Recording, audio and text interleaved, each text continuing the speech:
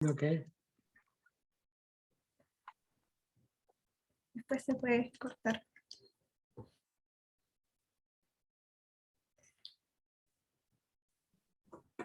Ustedes me dicen cuándo empiezo. Ya. Vamos a esperar un poquito a que llegue más gente y Claro. ir entre unos 3 a 5 minutos para que haya... y partimos. Ok. Quizás algunos saliendo de clase, entonces se van a ir uniendo.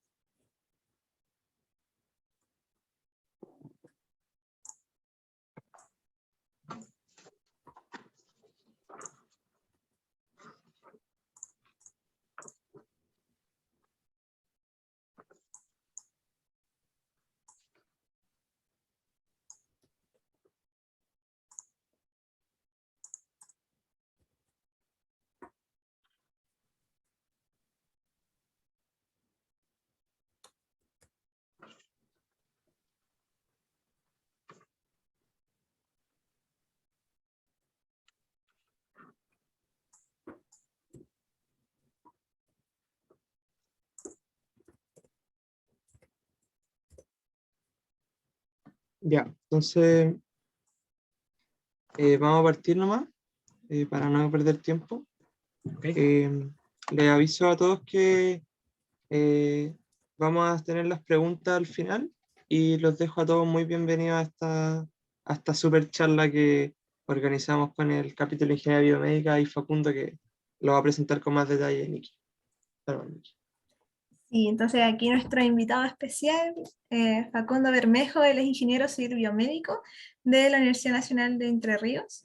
Ha hecho un magíster en sistemas expertos y redes neuronales y en la universidad, perdón, el Instituto Tecnológico de Buenos Aires, y un magíster en ingeniería software con la Politécnica de Madrid. Desde el 2020 es director de desarrollo clínico en Event Medical, que es una empresa americana de la cual es parte de hace más de 3 años. Facundo se desempeña en estrategia comercial, en canales de distribución de negocios internacionales, en soluciones para el cuidado de la salud, dispositivos médicos, entre otros, pero se focaliza en ventilación mecánica desde el año 1997, más de 20 años en esta área, de las que nos compartirá hoy día una pinceladita de su vasta experiencia. Así que aprovechémoslo y doy paso a Facundo. Bueno, muchas gracias. Tengo poco tiempo, entonces voy a tratar de focalizarme en lo que ustedes van a escuchar cuando se encuentren frente a un ventilador. Es decir, en un momento van a estar frente a un ventilador y alguien les va a hablar de un ventilador. Estos son los conceptos que podrían llegar a escuchar. Así que bueno, empecemos directamente. Una de los objetivos más grandes de ventilación mecánica, ustedes saben, es de alguna manera tratar de ventilar. Hay una diferencia fundamental entre ventilar y respirar. El ventilador lo único que va a lograr es que entre gas y que salga gas. pero no respira. El que respira es el paciente. Y de hecho uno puede lograr que entre gas y que salga gas, pero no que respire el paciente. Entonces, hablamos siempre de un ventilador mecánico. ¿Cómo vamos a hacer que esa máquina, que es un ventilador mecánico, logre meter el gas y sacar el gas? Es justamente algo que es sumamente difícil de lograr de la manera más fisiológica posible. Porque uno podría decir, bueno, simplemente pongamos una cantidad de respiraciones por minuto, le damos un volumen de gas y recuperamos un volumen de gas. Pero tengo varias preguntas. Digamos, ¿qué pasa si el paciente se despierta y quiere respirar? ¿No le vamos a dar la respiración? Sí, obviamente. Queremos también entonces sincronizar, y empiezan a aparecer algunas palabras. Queremos sincronizar el esfuerzo del paciente con la entrega del ventilador. Si vamos a hacer eso, tenemos que medir. Si vamos a hacer eso, tenemos que medir alguna variable física, porque no podemos medir las ganas del paciente por respirar. Y ahí es donde empieza la complejidad en el diseño de las cosas. Entonces, vamos a hablar de estos conceptos que se llaman variables fase, que tienen que ver con cuándo vamos a administrar la respiración, ¿sí? Se llama disparo, de ahora en adelante, disparo, al comienzo de la inspiración. Es decir, si el ventilador dispara, significa que comienza una inspiración. Y como le dije, el disparo se puede dar censando variables. Una, y la más fácil de todas, es tiempo. Cuando se cumple un tiempo, damos un disparo. Pero también puede haber otras variables físicas, como por ejemplo flujo, presión y volumen. Para eso necesitamos sensores, que vamos a ver dónde los ponemos y qué es lo que miden y cómo lo miden, digamos. Luego tenemos que determinar cuándo termina una inspiración. Va a terminar cuando se cumpla otra variable física, que vamos a determinar cuál es, y eso se llama ciclado. Ciclado, fin de la inspiración. Ciclado es el fin de la inspiración. Estas son variables no definidas por mí, son variables que ustedes pueden encontrar en cualquier libro de medicina. Luego, hay que definir qué se va a limitar y qué se va a controlar. Es decir, sabemos que se va a dar una inspiración cuando se dispare por alguna variable física y va a terminar la inspiración, es decir, ciclado, y en el medio, ¿qué es lo que vamos a hacer? Vamos a limitar algunas variables y vamos a controlar algunas otras. Y eso va a definir qué es lo que hace el ventilador. ¿Estamos? Entonces, veamos aquí, por ejemplo, una gráfica de presión en función del tiempo. Acá lo que estamos diciendo o mostrando es el disparo, que es el comienzo de la inspiración. Como pueden ver, hay una mueca negativa hacia abajo. Eso indica que hay un esfuerzo del paciente. Es decir, el paciente contrajo su diafragma, al contraer su diafragma, generó una presión negativa a nivel alveolar, por una diferencia de presión entra-flujo, y probablemente se transmita algo de la presión negativa a la boca, que es sensado por el ventilador mecánico de esa forma. Ese sería, en este caso, el comienzo de la inspiración. Aquí, en este caso en particular, veo que la presión se mantiene constante, por lo tanto, en esta respiración en particular, lo que estamos diciendo es que controlamos presión. No todas las ventilaciones son iguales, en esta en particular estamos controlando presión. ¿Por qué? Porque el ventilador tiene un objetivo de presión y lo mantiene constante independientemente de lo que haga el paciente, de cuánto flujo tome el paciente. Es decir, si ese diafragma se sigue contrayendo, el ventilador, con el fin de mantener la presión constante, va a tener que entregar mucho flujo, lo cual es muy satisfactorio para el paciente. Y finalmente, no sé si ven mi mouse, en este momento termina la inspiración, eso es el ciclado.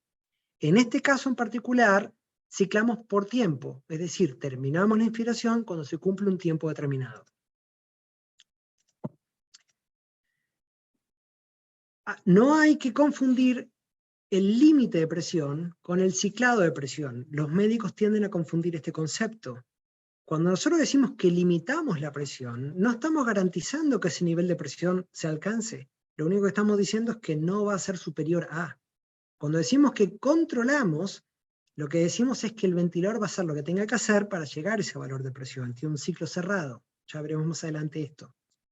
Y tampoco es lo mismo que ciclar por presión. Ciclar por presión significaría que cuando llega a un valor de presión, termina la inspiración.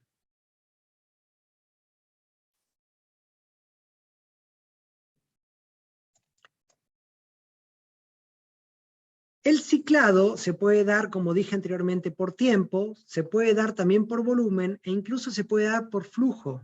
Asumo que ustedes conocen las variables que acabo de decir, ¿sí? Entonces, por ejemplo, aquí lo que vemos es un ciclado, es una curva, mejor dicho, de flujo en función del tiempo. El ventilador mide flujo, hay que ver dónde está el sensor, pero mide flujo. Y lo que hace aquí el ventilador es lo siguiente: permite que el paciente tome flujo, aquí aumenta el flujo que está entrando hasta un máximo, luego cae la velocidad de entrada, pero sigue entrando el flujo hacia el paciente, y cuando llega al 5% del valor máximo, pasa la exhalación, abre la válvula exhalatoria, es decir, libera la presión que hay dentro del circuito. Fíjense que en los ventiladores uno puede o podría programar el ciclado de flujo, haciendo que dure menos la inspiración, es decir, acercándonos rápidamente a la exhalación.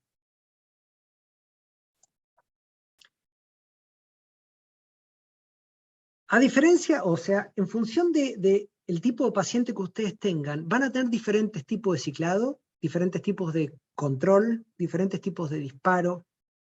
Los pacientes neonatales tienen una manera de ventilar, los pacientes pediátricos tienen otra manera de ventilar, y los pacientes adultos tienen otra manera de ventilar. Por lo tanto, ustedes van a encontrar en el mercado incluso ventiladores que son solamente neonatales, y algunos que son para adultos y pediátricos. También hay ventiladores neonatales, pediátricos y adultos, pero los modos ventilatorios, es decir, la manera en la cual se ventila el paciente, es diferente. ¿Sí? Entonces, aquí hay un pequeño gráfico de un ventilador mecánico, ¿sí? Que tiene una válvula inspiratoria, aquí está representado el paciente, y una válvula exhalatoria. La válvula exhalatoria se denomina la válvula que está después del paciente. Cuando se dispara, ustedes ya saben qué es eso, lo que sucede normalmente es que esta válvula, la exhalatoria, se cierra. Al cerrarse esta válvula exhalatoria, todo el flujo que está saliendo por la válvula inspiratoria que está abierta no tiene otro camino que ir hacia el paciente, y en consecuencia entrega un volumen determinado. Cuando se declara una exhalación, ahora esta válvula se abre y el paciente entonces libera la presión que tiene y sale el flujo hacia el ambiente.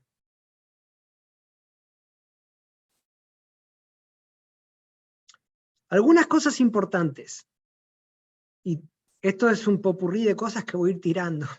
Las válvulas inspiratorias varían de fabricante en fabricante. Hay válvulas inspiratorias que son muy rápidas, hay válvulas inspiratorias que son muy lentas. ¿Es eso importante? Sí es importante.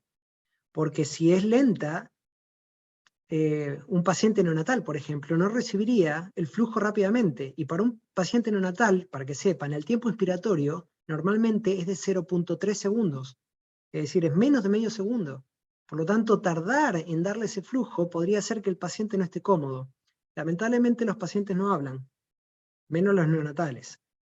Y el problema es que existen muchos ventiladores en el mercado que tienen válvulas que son muy lentas, y eso, bueno, ustedes no deberían permitirlo.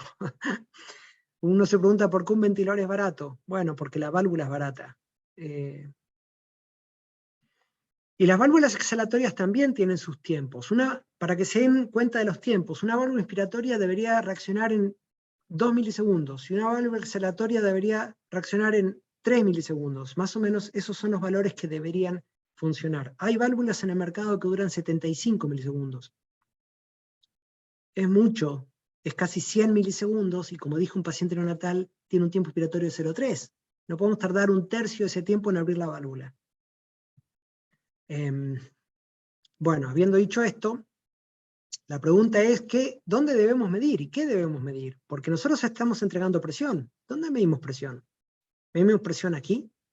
¿Medimos presión aquí? ¿O medimos presión aquí?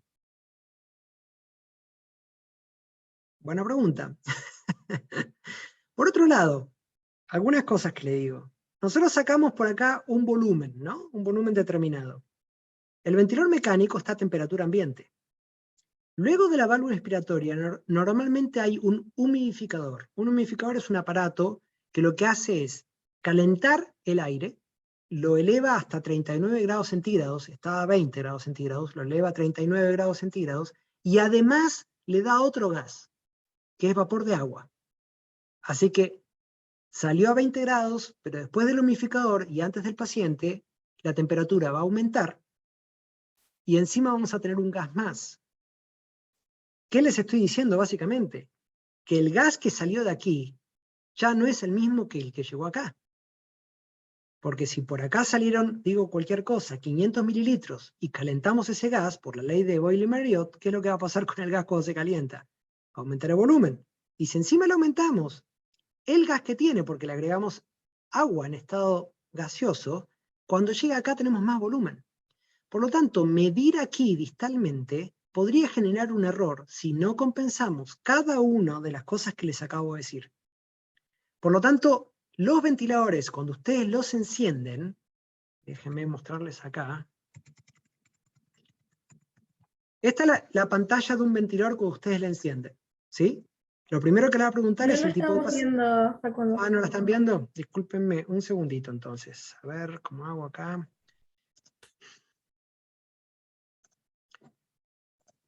¿Ahí ahora la ven? Ahí sí. Ok. Esta es la pantalla del ventilador cuando se enciende, ¿sí? Lo primero que les va a preguntar, disculpen que está en inglés, lo puedo cambiar, pero lo primero que le va a preguntar es el tipo de paciente.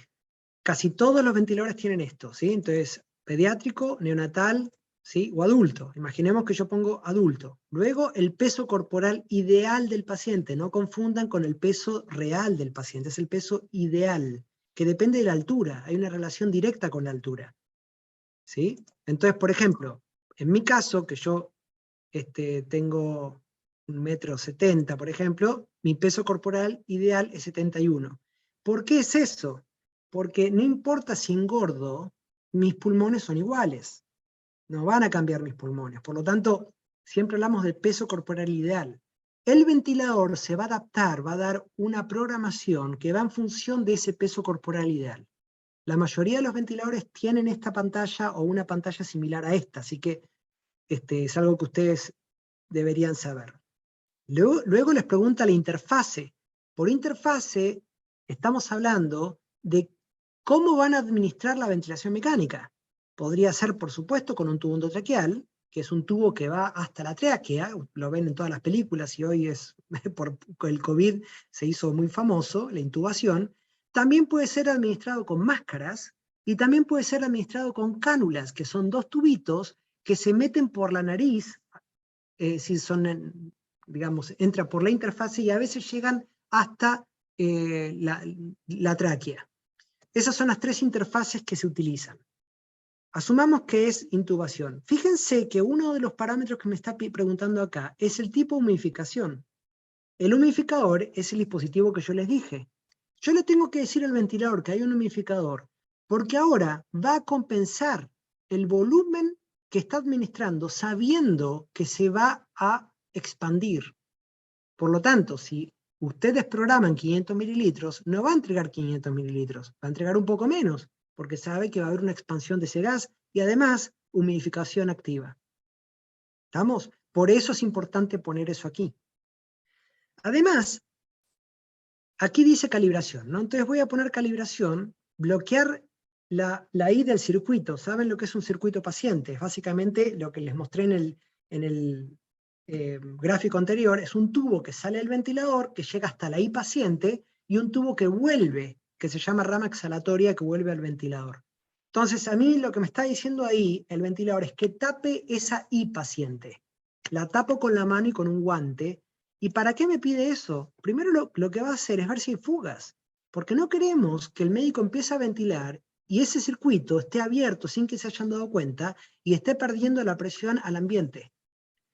Mide las fugas, en este caso es 1,2 centímetros de agua, la medida de presión en ventilación mecánica es en centímetros de agua, no es en hectopascales o en PSI, salvo la entrada de los gases.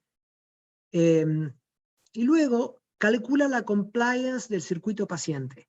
¿Qué es la compliance del circuito paciente? Bueno, volviendo al circuito paciente, ese circuito se estira. Por cada centímetro de agua aplicada, yo voy a tener un estiramiento se va a estirar. ¿Sí? ¿Qué significa eso? Que si yo administro 500 mililitros al circuito paciente o al sistema circuito paciente-paciente, parte de ese volumen queda en el circuito paciente. ¿Cómo sé cuánto queda en el circuito paciente? Bueno, haciendo la prueba que acabo de hacer. Sin paciente, tapo la I y administro 50 centímetros de agua, que es mucha presión, normalmente no se utiliza tanta presión, y veo cuánto volumen quedó ahí adentro. Y hago una tabla. O sea, tengo una tabla, una relación entre la presión aplicada y el volumen que me queda en el circuito paciente. De manera tal de que cuando el usuario ponga 500 mililitros, el ventilador sepa cuánto más tiene que agregar o menos tiene que agregar en función del humidificador para que se administren los 500 mililitros que programó al paciente. No, es decir, no es que el usuario programa lo que sale del ventilador. El usuario programa lo que le llega al paciente. Y el ventilador tiene que compensar cada una de las variables que fueron afectadas para garantizar que lleguen esos 500 mililitros al paciente. ¿Queda claro lo que dije? Luego hace una calibración del sensor de flujo, ¿sí? Y luego estamos listos para ventilar. Se elige el modo ventilatorio, que hay muchos modos y puedo hablar muchísimo de eso. Acá elegí uno que se llama presión y empieza a ventilar, ¿sí? Normalmente una pantalla así es la más común, ¿sí? Aquí estamos viendo dos curvas. Presión en la vía aérea se utiliza esta nomenclatura. P es de presión, A de airway, AW, airway, y después flow, que está aquí. Este ventilador en particular y muchos otros tienen una diferencia de colores entre la inspiración y la exhalación, ¿sí? Aquí el paciente está siendo ventilado con una frecuencia de 40, déjeme cambiar la alarma, con una presión, con una fracción inspirada de 40. ¿Qué significa fracción inspirada de 40? El aire tiene 21% de oxígeno, ustedes saben eso. Pero normalmente los pacientes ventilados necesitan una fracción de oxígeno mayor. Para eso se le puede dar hasta 100%. Es decir, nosotros conectamos en la parte trasera del ventilador dos fuentes, una de aire y otra de oxígeno. Y a medida que el usuario cambia este selector, vamos mezclando cada uno de esos dos gases para garantizar esta fracción inspirada de oxígeno. Luego estamos ventilando una frecuencia de 12 a un tiempo inspiratorio de 1.1 segundo, un nivel de PIP, se utiliza esta nomenclatura en el mundo entero, está en inglés pero se utiliza en español también, que esta es presión, la P, al final end exhalation pressure.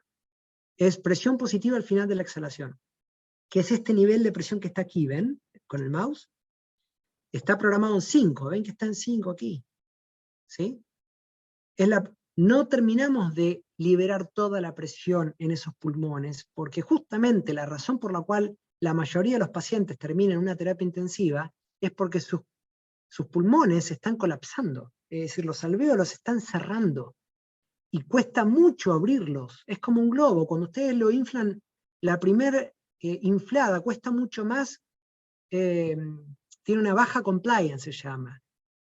Por eso no se termina nunca de desinflar, y esa es la presión que hay al final de la exhalación, que normalmente se trata de mantener justamente para que no haya un desreclutamiento, así se dice, del pulmón. ¿Está bien? Luego la presión de arriba lo que va a garantizar es que haya un intercambio gaseoso adecuado, y hay diferentes maneras de hacerlo. Podemos tener más de tres curvas, obviamente. Aquí hay 3 curvas, por ejemplo, que se pueden ver. También se pueden ver loops, que son 2 variables al mismo tiempo, ¿sí? Presión, volumen, flujo, volumen, por ejemplo. También se puede ver el pulmón. Esta es una de las imágenes que más veo en los noticieros siempre. Los objetivos que plantea el médico, las tendencias en el tiempo. Bueno, vuelvo entonces a la presentación anterior. Ok. Entonces, habíamos dicho que podemos disparar por presión. Disparar es comenzar la inspiración, ¿recuerdan? Entonces, ¿qué es lo que se programa? Se programa un umbral. Un umbral. Por ejemplo, en este caso dice 3 centímetros de agua. Estoy haciendo un zoom de esta parte. ¿Recuerdan que había una pequeña caída de presión al principio de la inspiración? ¿Qué es lo que le decimos al ventilador? Le decimos al ventilador que cuando la presión caiga, en este caso 3 centímetros de agua, comience la inspiración. Pero guarda, si cae menos de 3, no va a comenzar la inspiración. Es decir, cuanto más grande es el valor, menos sensible es. Esto confunde a algunas enfermeras.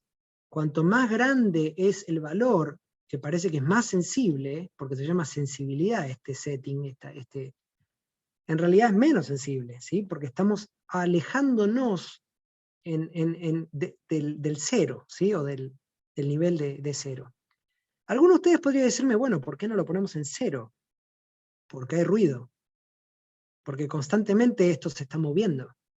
Y entonces lo que haríamos es un sistema sumamente sensible y dispararía aunque el paciente no esté respirando.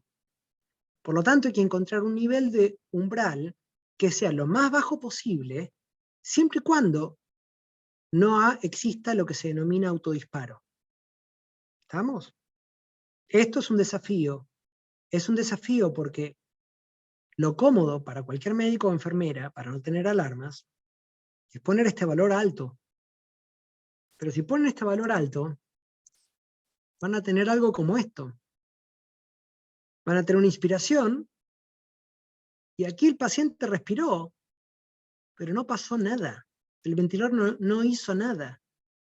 No hizo nada porque no llegó al umbral. ¿Y por qué sé que no hizo nada? Porque la inspiración está en rojo y acá no hay nada en rojo. Pero hay una oscilación horrible. El paciente se siente ahogado. Es muy fea esta sensación. Es muy cómodo para la enfermera, pero es muy incómodo para el paciente. ¿Sí? Bueno, entonces, la sensibilidad o el disparo tiene que ser lo más bajo posible, siempre y cuando no exista disparo. Y recién les expliqué entonces el disparo por presión. Sin embargo, hay otro disparo, que es el disparo por flujo. El disparo por flujo, fíjense que en realidad lo que sucede es que el paciente toma flujo de ese circuito paciente que venía hacia mí, toma flujo, y cuando llego al umbral, que en este caso es 2 litros por minuto, ahora está en litros por minuto, ¿sí? Comienzo la inspiración. Aquí también, cuanto más alto, menos sensible. Cuanto más bajo, más sensible. El disparo por flujo es, sin duda, mejor que el disparo por presión. ¿Por qué? Bueno, voy a exagerarlo, pero voy a disparar primero por presión. ¿Qué es lo que voy a hacer? Voy a tapar cualquier flujo que vaya hacia mis pulmones hasta que llegue a un nivel de presión determinado. Lo voy a hacer a propósito y exagerado. Ahí voy. Es decir, me sentí sumamente ahogado hasta que pude abrir la válvula o pude hacer que llegara al umbral que me puso el usuario. Ahora voy a disparar por presión, por flujo quiero decir. Voy a tomar flujo, porque está disponible el flujo, y cuando llego a un umbral me dan más flujo. Es decir, sería así. Mucho más cómodo. Mucho más cómodo. Ahora, por alguna razón, en todas las licitaciones de Chile, de México, de Hungría, de todos lados, piden disparo por presión y por flujo. No tiene sentido pedir disparo por presión hoy en día, porque eso viene de la década del 80, cuando el disparo por flujo todavía no estaba tan disponible como está ahora. Pero todos piden los dos como si fuese una ventaja. No, los médicos van a usar el disparo por flujo, nunca el disparo por presión. Es muy difícil disparar, muy difícil que quieran disparar por presión. Pero bueno, esos son los dos tipos de disparo. Por supuesto, también está el disparo por tiempo, que conocemos, que sería cuando se cumple un tiempo determinado. El disparo por flujo, la ventaja que tiene es que permite tener fugas. El disparo por presión no permite tener fugas, porque cuando tenemos una fuga, lo que va a pasar es que cae rápidamente la presión y va a disparar al ventilador, incluso cuando el paciente no está respirando. En el disparo por flujo, lo que hacemos es poner un umbral por arriba de las fugas que existan. En este caso estamos graficando una fuga constante, ¿sí? de un valor, Y aquí, con la línea punteada, tenemos el umbral por arriba de ese valor. Por lo tanto, si existe una pinchadura en el circuito paciente, ustedes podrían decir, ¿cómo es eso posible? Ningún circuito paciente no tiene fugas, todos tienen fugas. Se lo digo al revés. Todos los circuitos pacientes tienen fugas, no hay nada que sea hermético. Por lo tanto, esto es una ventaja, además de que sea más fisiológica o confortable el tema del disparo.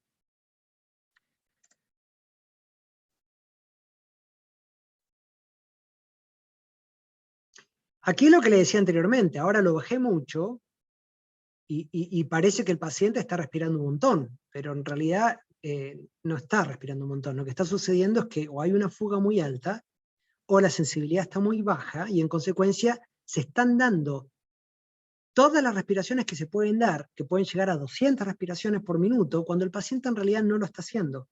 Esto puede matar al paciente, porque lo que está haciendo es un lavaje de dióxido de carbono por debajo de niveles normales, y podría llegar a generar una hemorragia intracraniana. Es decir, como pueden ver, y a medida que nos vamos metiendo en ventilación mecánica, no es a conectar y se terminó, tenemos el ventilador. Hay un montón de cosas que hay que entender para hacer bien y no mal. Es decir, podríamos incluso hacer más daño que beneficios con el ventilador.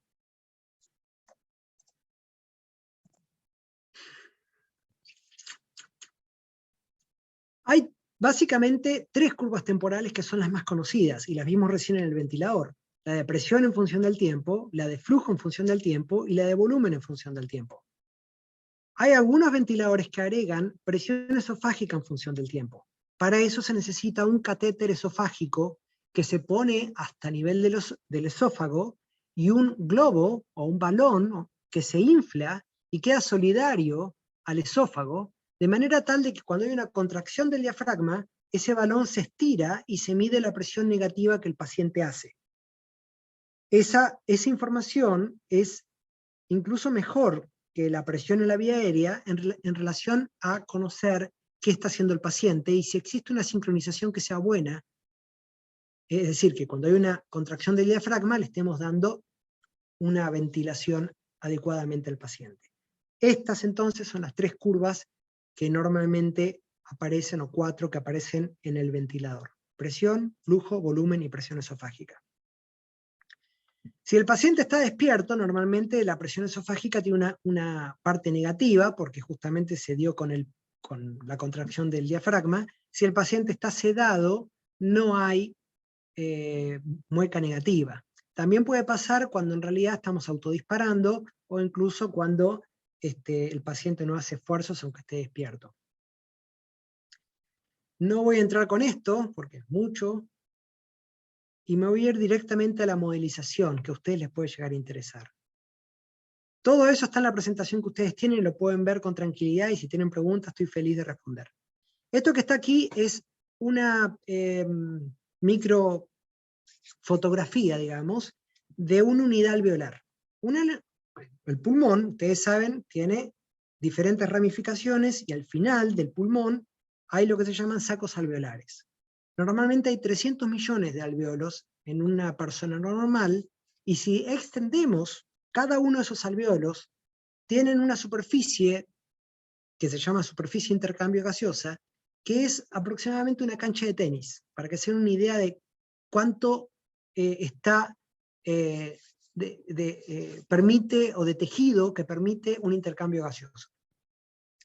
Cuando existe una patología, lo que sucede es que o las ramificaciones o tubos, que son los bronquios y los bronquiolitos, que llegan hasta los alveolos, están inflamados y no permiten que llegue el aire, o la membrana alveolo-capilar, que es la que junta o está entre la sangre y el gas fresco, está afectada por alguna razón.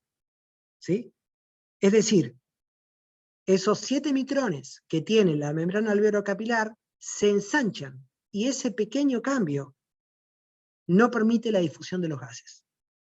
Y ahí es donde empieza la complejidad de la ventilación mecánica, porque incluso con mucha presión no lograríamos lo que dije anteriormente, la respiración. El gas va a llegar, vamos a ventilar, pero no vamos a lograr que haya un intercambio gaseoso porque el paciente está complicado. Y ese es el desafío que tienen los médicos. ¿Cómo se modeliza esto para que ustedes lo entiendan?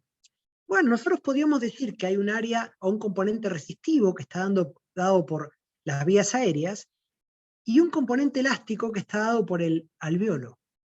Es decir, nosotros tenemos un componente que ofrece una resistencia al flujo. Fíjense que está la ley de Ohm, ¿sí? Me imagino que estén familiarizados con la ley de Ohm. Flujo por resistencia, o podría decir corriente por resistencia. Esta resistencia depende de la diferencia de potencial o la diferencia de presión que existe a través de los alvéolos, de la boca y el alvéolo. Esa diferencia va a generar el flujo. Y obviamente esa resistencia sigue la ley de Poiseuille.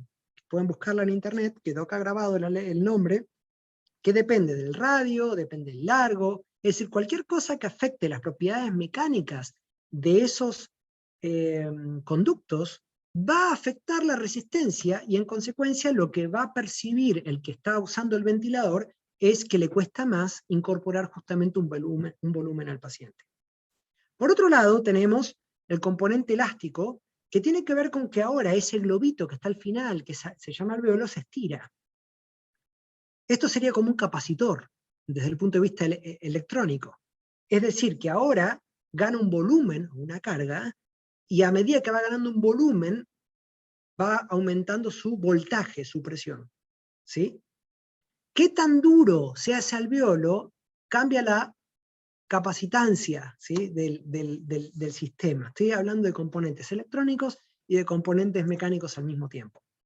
Entonces, de esta forma podemos obtener un modelo matemático, que es este modelo que se llama ecuación de movimiento, que básicamente lo que dice es que la presión en la vía aérea es igual a la presión del componente resistivo más la presión del componente elástico más la presión muscular, que en realidad siempre es negativa. Normalmente es que tira hacia abajo y hace que caiga la presión.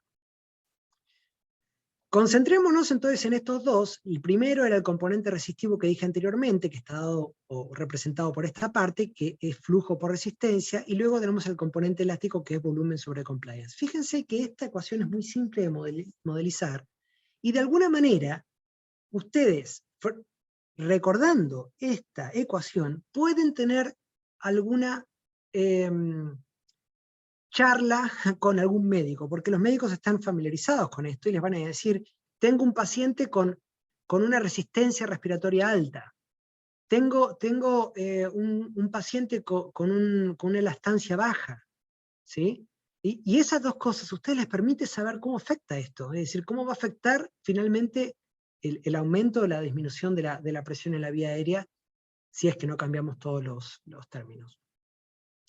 Ahora, uno podría decir, la capacitancia o la compliance, mejor dicho, del paciente ¿es constante? No, no es constante. Y no es constante ni en el tiempo, es decir, en el tiempo va cambiando. La compliance nuestra, es decir, qué tan fácil es estirar este pulmón, como dije anteriormente, depende de qué tan afectada esté la membrana alvéolo capilar.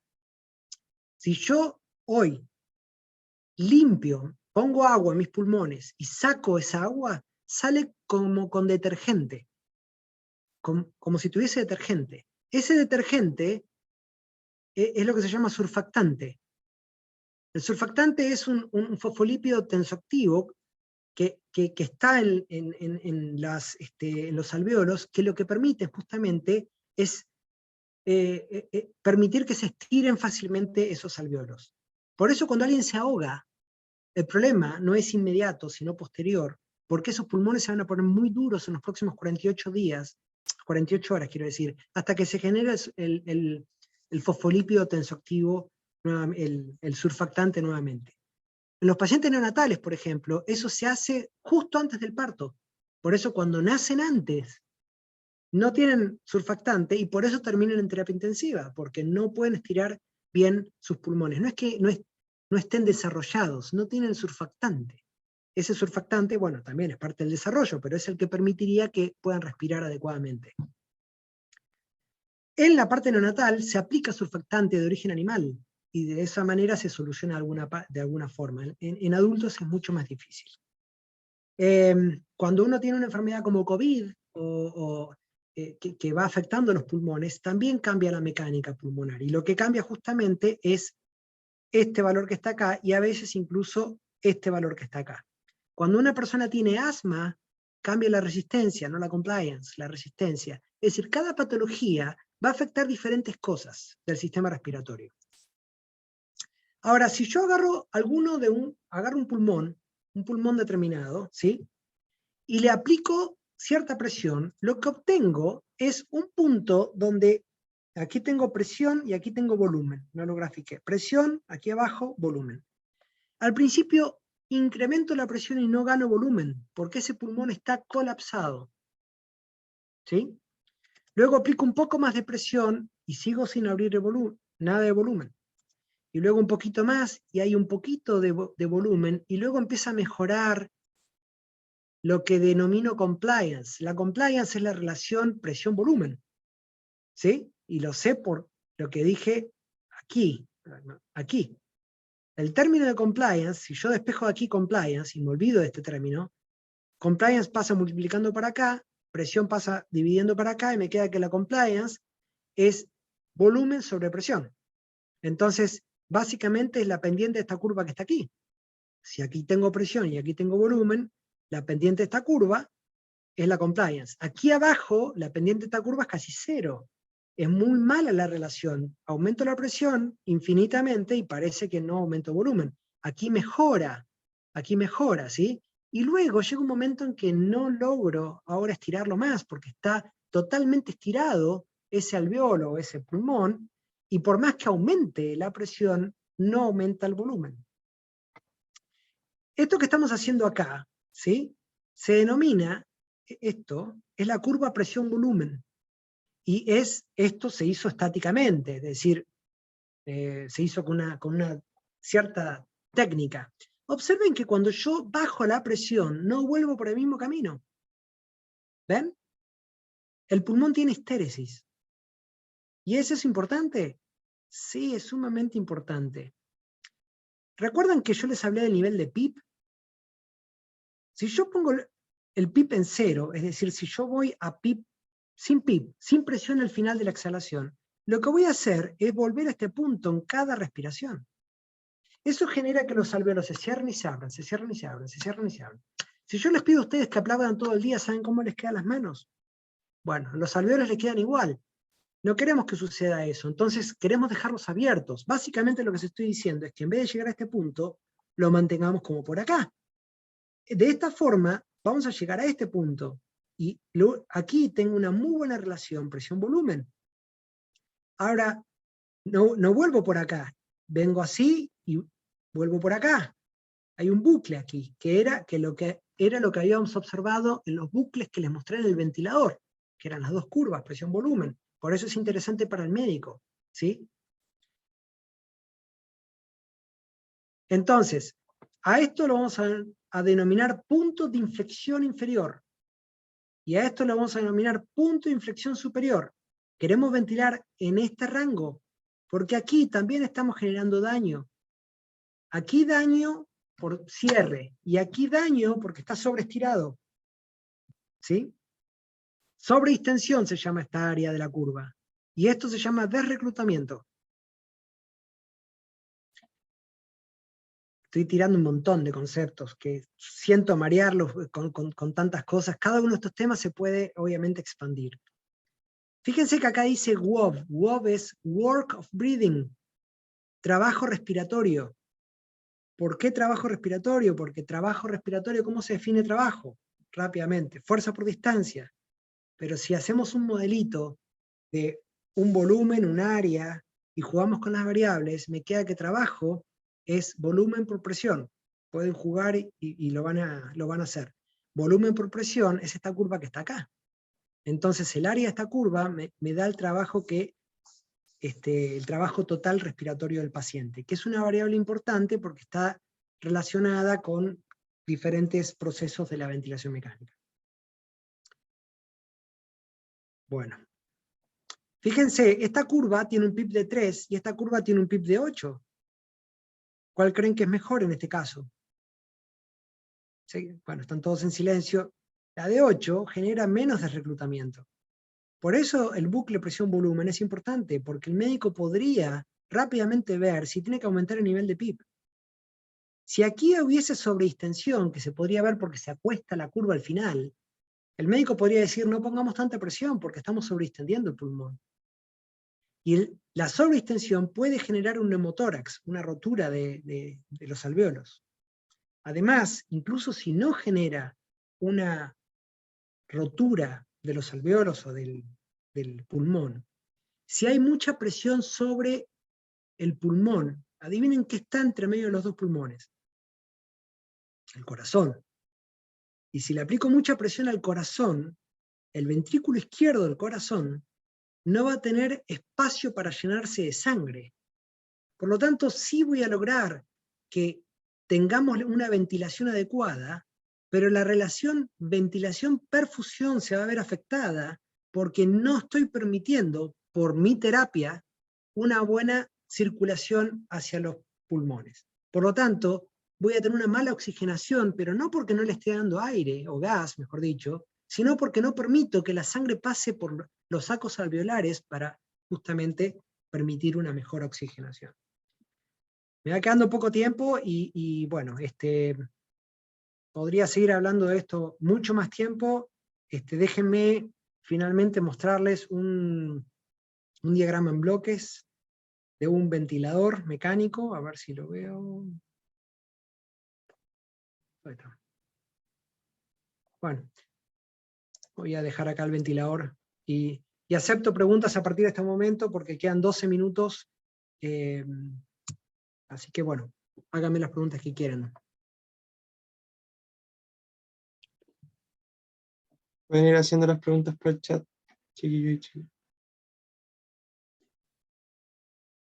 Mientras Yo que tengo esperamos una la pregunta. pregunta. Sí, dale, Nikki, dale.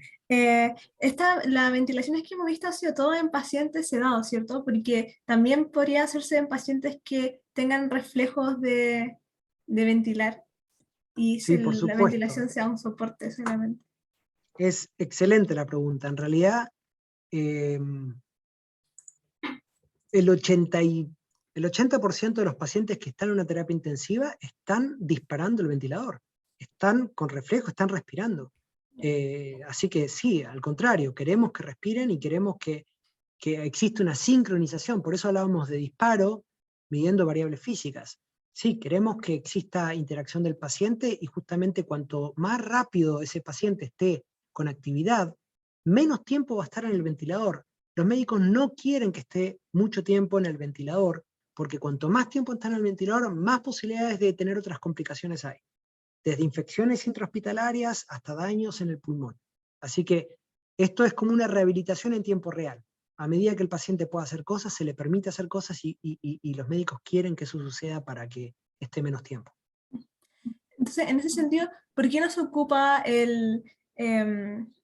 las señales neuromusculares para disparar la ventilación? Hay un ventilador que tiene la posibilidad no de medir una señal neuromuscular, pero sí de medir una señal electromiográfica del diafragma a través de un arreglo de electrodos, de 8 electrodos, que se pone también a nivel esofágico, es decir, no mide neurológicamente, aunque se llama NAVA, N de neurológico, pero no es neurológico, es contracción del diafragma. Tiene una ventaja eso, que es justamente comenzar más rápido, pero tiene la desventaja de ser agresivo, porque tenemos que poner el catéter. Eso va en contra de que queremos que el paciente esté cómodo. Entonces, si queremos hacer ventilación no invasiva, claro, tenemos que tratar de tener otra manera de hacerlo. Y por eso, bueno, no es la panacea. No existen hoy otros métodos para medir las ondas cerebrales, porque en realidad si uno se pone a pensar cuánto más rápido sería y además habría que comprobar que funciona. Todavía no hay suficiente evidencia clínica para que eso sea una ventaja o exista un área de investigación en ese sentido. Muchísimas gracias. Facundo, acá hay una pregunta de Sebastián que dice, ¿afecta mucho la altura de la ciudad donde se usa el ventilador? Por ejemplo, un hospital en La Paz versus un hospital en Buenos Aires. Sí, los ventiladores tienen la posibilidad los ventiladores buenos. Y esa es otra diferencia, estos pequeños detalles son los que hacen al ventilador. Uno podría decir, ¿qué diferencia entre un Mercedes-Benz y un auto chino? Si todos tienen 4 ruedas, tienen 4 puertas, tienen vidrios, y claro, todo el mundo se queda con eso, pero ustedes saben que no es así. Justamente por estos detalles que acaban de preguntar. Los ventiladores buenos tienen dentro de las placas electrónicas un sensor de presión ambiente, y hace una compensación de la altura. Entonces, funcionan para diferentes rangos, no infinitos rangos. Hay ventiladores que llegan a 3.000 metros, otros que llegan a 4.000 metros, hay otros que no tienen nada, y en consecuencia empiezan a fallar. Genial, muchas gracias. César pregunta, ¿la ventilación mecánica controla la frecuencia respiratoria? Sí, aquí están viendo ustedes, aquí abajo está la frecuencia respiratoria, y no entré en el tema de los modos ventilatorios. Este modo en particular, que es presión, modo de presión que se ve aquí, en ventilación mandatoria continua, pone una frecuencia mínima que es de 12. ¿Qué significa? Que va a dar al menos 12 respiraciones por minuto, pero si el paciente se levanta, que lo voy a hacer ahora, se levanta el paciente, y si el paciente tiene 19, lo que van a ver es que va a empezar a haber una sincronización del ventilador, ¿sí?, con el paciente, y ahora, esto es lo que yo programé, pero miren acá arriba, me voy acá arriba, ¿sí?, donde dice rate, frecuencia, miren cómo va subiendo esta frecuencia, hasta llegar a lo que el paciente está respirando. Es decir, mínimos 12, pero si el paciente quiere más, le va a dar 16. Dependiendo del modo, hay diferentes maneras de programar esto, ¿sí? Genial, muy claro. Nivaldo pregunta, hola, muchas gracias por la presentación. Quería consultar por cuál sería el rango de valores de PIP razonable para pacientes con compliance relativamente normal. Me imagino que depende de cada caso. Así es, depende de cada caso, y normalmente, ¿qué hacen los médicos? Aquí hay que combinar la información de una placa radiográfica que les va a decir qué tan cerrado está el pulmón. Si hay mucho negro, significa que está abierto. Si hay mucho gris, significa que está cerrado, pero a veces no lo pueden abrir, por más que quieran, porque hay mucha inflamación, mucha agua adentro, muchos procesos inflamatorios. Entonces es muy difícil abrirlo, pero las placas tienen un papel importante, por ejemplo, en pacientes neonatales, donde saben que tienen que mantenerlo abierto y aplican surfactante, las placas ayudan a titular, se llama titulación de PIP. Por otro lado, las curvas que les mostré anteriormente, si ustedes ven que, o el médico ve que hay un desreclutamiento masivo, tiende a aumentar el nivel de PIP. Es decir, el punto de inflexión inferior permitiría de alguna manera titular el nivel de PIP. Y para eso hay maniobras, aquí dice maniobras, ¿ven? Y dentro de maniobras, por ejemplo, está la curva de presión-volumen, ¿sí? Y acá yo le digo qué es lo que tiene que hacer para obtener un bucle que me permita a mí tener los cursores justamente para, voy a ceder a este paciente, lo cedo, ¿sí? Y aquí lo que hago es empezar la maniobra, y me va a ir graficando en tiempo real la curva presión-volumen, miren cómo va aumentando la presión lentamente. A este paciente en particular, vamos a esperar que termine, haciéndole esta maniobra. Aquí, fíjense, acá está el punto de inflexión inferior, acá hay una sobredistensión, aquí se va a quedar 40 segundos, ¿sí?, bien largo, y después va a salir. Y aquí voy a tener los cursores y puedo medir con el cursor 1, lo puedo poner aquí, y de esa manera podría sacar más o menos que mi nivel de PIP debería estar cercano a 10, ¿sí?, para este paciente en particular. Así que depende de cada paciente y hay que medir diferentes parámetros para saber cuál es el nivel de presión adecuada. ¿Sí? ¿Preguntas? Genial. Yo quería hacer una pregunta, Facundo, que Sí. cuando me acuerdo que el semestre pasado tomé biomecánica y vimos un poco mecánica pulmonar y vimos que, claro, el pulmón no se contrae ni se relaja como homogéneamente a lo largo del espacio. Entonces, a mí me surge la duda de cuando uno pone el modo presión y fija esa presión, ¿es como correcto fisiológicamente que sea una presión constante la que reciba el paciente todo el tiempo? ¿O tal vez debería haber una variación que se ajuste como a la mecánica fisiológica del pulmón? Sí, lo que pasa es que no sabes qué está pasando, lo que decís es correcto, pero no sabes qué está pasando dentro del pulmón. Lo que básicamente, y este es el desafío más grande, en enfermedades como el síndrome de estrés respiratorio o COVID, que genera finalmente ese síndrome, tenés áreas del pulmón que no son homogéneas. Hay partes que están colapsadas, hay partes que están más dañadas, hay partes que están bien, incluso la posición la gravedad afecta a eso. Por eso rotan al paciente, para que se abran algunas áreas que estaban llenas de líquido porque llevan el líquido para el otro lado. Eso implica que básicamente lo que tenés es que algunos sacos alveolares tienen una constante de tiempo determinada. Acá me voy a ir de vuelta a la presentación. Una constante de tiempo determinada.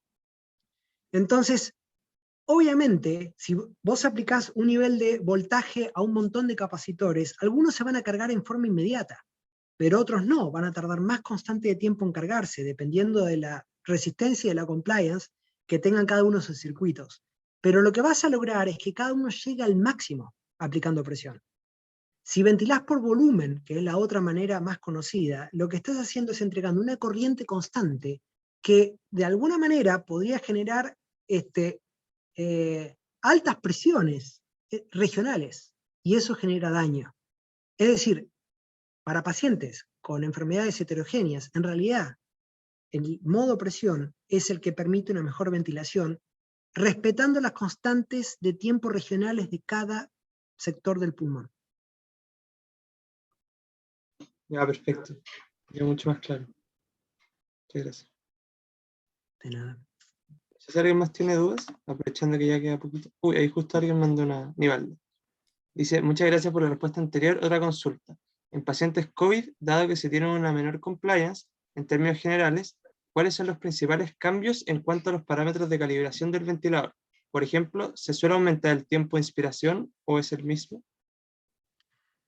Hay uno de los problemas que surgió cuando salió COVID es que al ser una enfermedad o una patología poco conocida o no se tenía mucha información, los médicos empezaron a compartir información. Hay algo que se llama protocolización.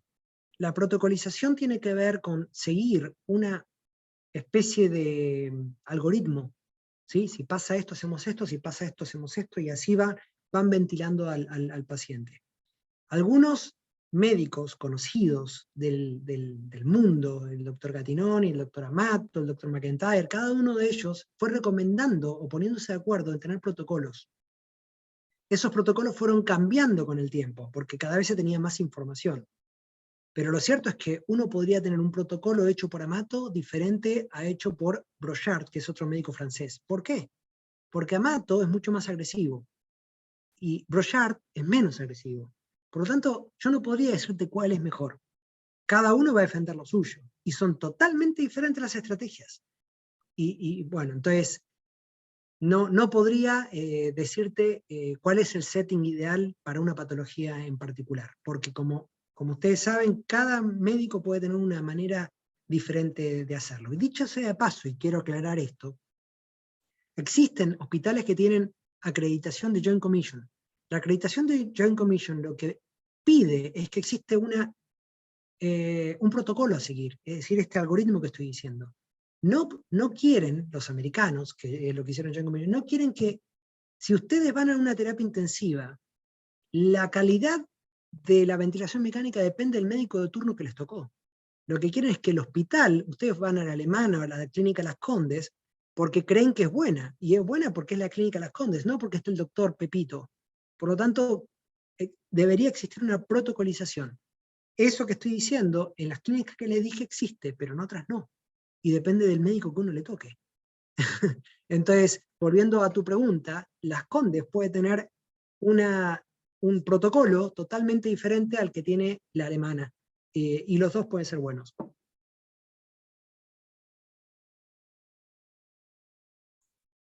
Muchas gracias. Quizás una última pregunta para cerrar, si nos pudieras contar un poquito de lo que hace Event Medical, la empresa en la que trabajas. Sí, yo trabajo en esta empresa que, como les decía hace un ratito, queda y estoy acá ahora, entre San Diego y Los Ángeles. Hacemos ventiladores mecánicos. no tuve el tiempo de mostrarle las partes del ventilador, lamentablemente aquí tengo algunas válvulas y sensores de flujo que quería mostrarles, pero si ustedes me invitan, podemos hacerlo en otro momento y les digo cómo se hacen. Hacemos ventiladores, diseñamos ventiladores, tenemos una familia de ventiladores determinada y exportamos al mundo. Yo estoy a cargo de la parte de ingeniería. Muy interesante, muchísimas gracias. Muy buena la presentación, creo que aprendimos bastantes cosas. Muy interesante. Bueno, muchas gracias. Y la próxima, si ustedes quieren, y es solo una recomendación, podemos tomar un tema en particular. Vamos a hablar de la válvula inspiratoria o del diagrama en bloques. No he hablado de cómo se diseña un equipo. O los modos ventilatorios. Es realmente un tema que da para mucho y bueno, no sé si todos están interesados, pero aquellos que estén interesados podemos meternos un poquito más en cada una de los porqué de este tema que se hizo tan famoso últimamente. Sí, ahí los chiquillos están Genial, entusiasmados muy y nosotros interesante. también, así que de todos modos podemos organizar otra charla con algún tema específico. Muy bien, muchas gracias. Muchas gracias a ti, Facundo. Que estés muy Chau, bien. chau. Suerte, hasta luego. Gracias. Chao. Gracias a todos Gracias. por venir.